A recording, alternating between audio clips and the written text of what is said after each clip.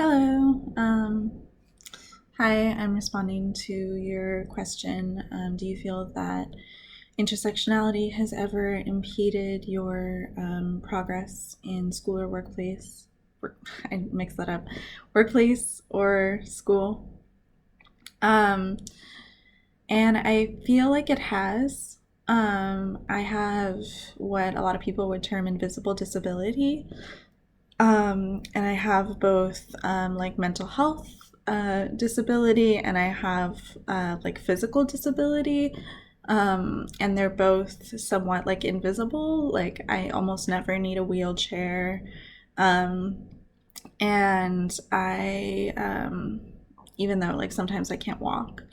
Um, and then I have like the mental health disability, which is obviously something that you can't see. And I feel like I've had moments in school, like for example, I was trying to graduate in 2014. Actually, I went to college at 17 in 2010, and I was trying to graduate in 2014, um, and I was a like quote unquote foreign languages major with Spanish and Mandarin.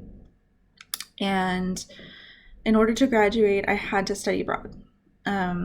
And originally, I was all for doing that, but then as this disability became that this like invisible disability became really pronounced, I was having a really hard time even functioning outside of any like I needed my therapist, I needed my doctors there, I needed all these things, and I wouldn't be able to establish any kind of relationship with doctors that quickly in order to study abroad. I would basically have to pick up my whole life and not be able to do it.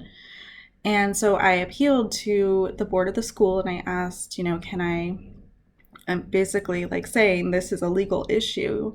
This is a disability. I don't have like a visible disability that would look really bad if they denied me, right? But I had my doctor's notes. I had like all these different things saying like I can't get the comparable care right now that I'm using if I were to just pick up and move to some random city across the world. And in for like 4 months, nonetheless, it takes time to establish these relationships. Um, and they denied me. So I had to change my major in my senior year. 2 weeks into my senior year, I had to change my major to something that was highly triggering material. I'm a rape survivor, and I had to change my major into something where I was literally taking a class on the nature of PTSD, and I have PTSD. And so I ended up having to drop that class. Then eventually I had to drop out of school. Um, and I attribute this largely to not just having disability, but having that invisible disability.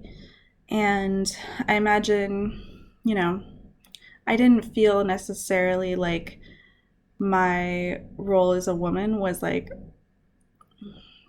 necessarily a part that played in here. I know that, like, as generally in institutions, like, we're not counted the same way that men are. I don't know that that was necessarily what was happening here. Um, but definitely the disability and the fact that, like, that invisible disability, which is, in my opinion, an intersection, um, because they are kind of different. Um, yeah. So that's my story. Thanks for listening.